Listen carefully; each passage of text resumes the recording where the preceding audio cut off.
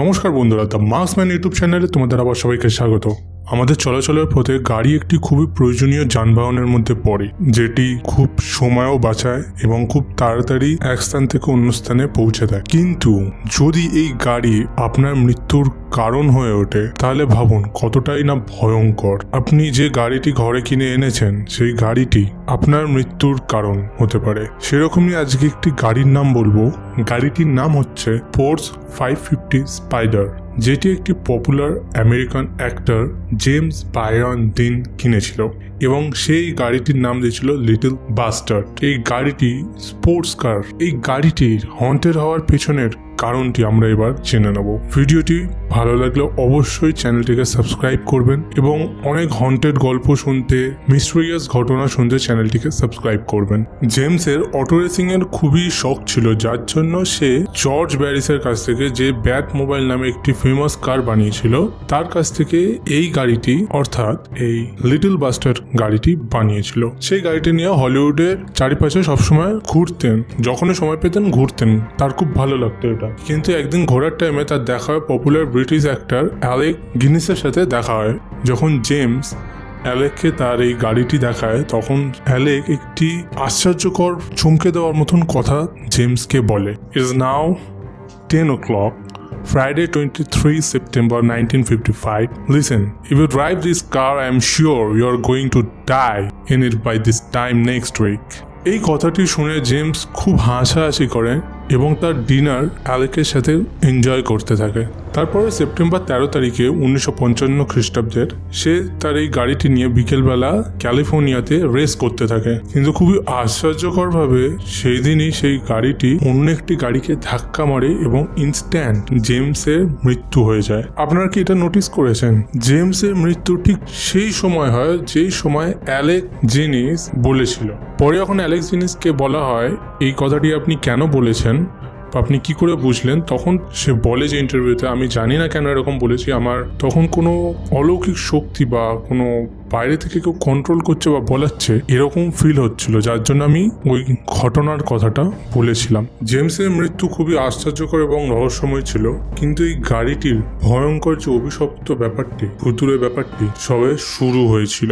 George barriers তারপরে ওই গাড়িটি কিনে নেয় এবং তার যে পার্টস ছিল ওই পার্টসগুলি বিক্রি করবার জন্য ব্যবস্থা করতে থাকে। যখন এই ড্যামেজ গাড়িটি গ্যারেজে গিয়ে পৌঁছায়, তার কিছুক্ষণ পরে ওখানে থাকা একটি কারিগরের পায়ে চোট লেগে পা ভেঙে যায়। কিন্তু ব্যারিস এই ঘটনাটিকে তোয়াক্কা করে না এবং সেই গাড়ির পার্টসগুলোকে বেচতে থাকে। তারপরে একজন ট্রয় ম্যাক হেনরি নামে একজন কার রেসার সেই গাড়িটির ইঞ্জিনটি কেনে এবং সেই লিটল বাস্টার গাড়িটির ইঞ্জিনটি কেনে এবং সে তার গাড়িতে ওই ইঞ্জিনটি ফিট করায়। কিন্তু তারপরে 22 অক্টোবর 1956 খ্রিস্টাব্দে ক্যালিফোর্নিয়াতে একটি রেসিং চলাকালীন সে নিজের গাড়ির ওপর থেকে কন্ট্রোল হারিয়ে ফেলে এবং খুবই মর্মান্তিকভাবে তার মৃত্যু ঘটে। ওই ভাঙা গাড়িটি অর্থাৎ ড্যামেজ গাড়িটি, লিটল বাস্টার্ডের গাড়ির চাকাটি খুবই ভালো ছিল এবং ইউজেবলও ছিল তখনও। সেই জন্য সেই গাড়ির চাকাটি অন্য গাড়ি চালক কিনে নেয়, কিন্তু সেই গাড়ি চালানোর সময় সেই চাকাটি ফেটে যায় এবং এই সিরিয়াস ঘটনার জন্য তার স্পট ডেথ হয়ে যায়। এত মৃত্যু এবং অ্যাক্সিডেন্ট দেখে ব্যারিসও খুব ভয় পেয়ে যায় এবং সে সেই গাড়িটির পার্টস বেচা বন্ধ করে দেয়। কিছুদিন পর ক্যালিফোর্নিয়া হাইওয়ে পেট্রোল নামক একটি সংস্থা থেকে ব্যারিসের কাছে অনেক রিকোয়েস্ট আসতে থাকে যে গাড়িটি তার কাছে তাদের কাছে বিক্রি করে দাও। অনেক রিকোয়েস্টের পর ব্যারিস তাদেরকে এই গাড়িটি বিক্রি করে দেয়।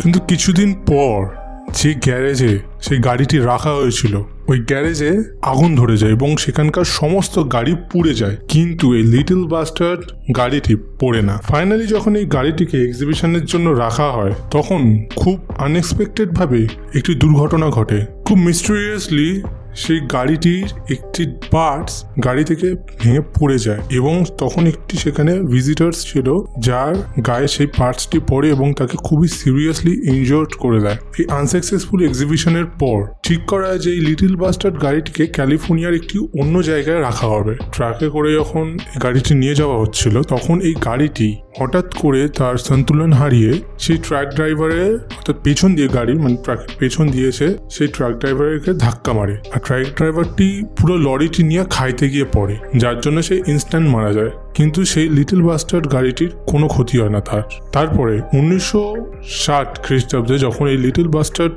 কারটিকে অন্য এক্সিবিশনের জন্য শিফট করানো হচ্ছিল, তখন ওই লিটল বাস্টার্ড গাড়িটি এবং ওই গাড়িটিকে যে ট্রাকটি ক্যারি করছিল দুটোই গায়েব হয়ে যায়, অর্থাৎ পুরো ভ্যানিশ হয়ে যায়। কেউ আজ পর্যন্ত জানে না সেই ট্রাকটা কোথায় আর লিটল বাস্টার্ড গাড়িটি তারপর কোথায় গেছে।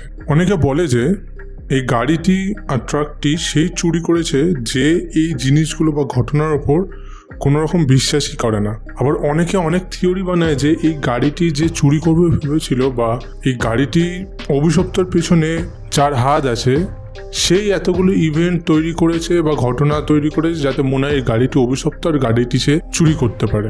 এর পেছনে কোনো না কোনো কারোর মাস্টার মাইন্ড রয়েছে, কিন্তু কে সেই মানুষটি বা এই গাড়িটি এরকম হন্টেড হওয়ার পেছনে কারণ বা এরকম ব্যাড লাক ক্যারি করার পেছনের কারণ আজ পর্যন্ত কেউ জানতে পারেনি। তো বন্ধুরা, আজকে ছিল এই the curse of the little বাস্টার্ডের গল্প।